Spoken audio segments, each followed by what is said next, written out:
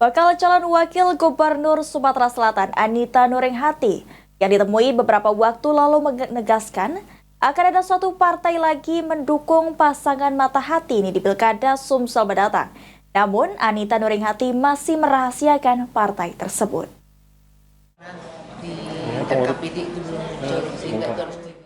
Ditemui dalam kegiatannya beberapa waktu lalu, Anita Nuringhati, pasangan Mawardi Yahya di Pilkada Sumsel mendatang, menyampaikan akan ada suatu partai lagi mendukung duet pasangan Mawardi Yahya Anita Nuringhati di Pilkada Sumsel November mendatang.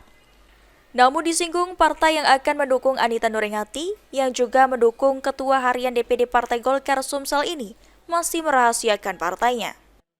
Mungkin ke depan bakalan nambah lagi Bu? Insya Allah ada satu lagi. Program hati Bu untuk Terkait dengan kondisi Partai Golkar saat ini, Anita menegaskan jika dirinya tidak alami kekhawatiran dukungan Partai Golkar ke depan berubah.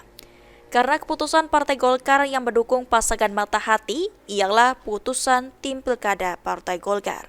Firman Hidayat, PAL TV.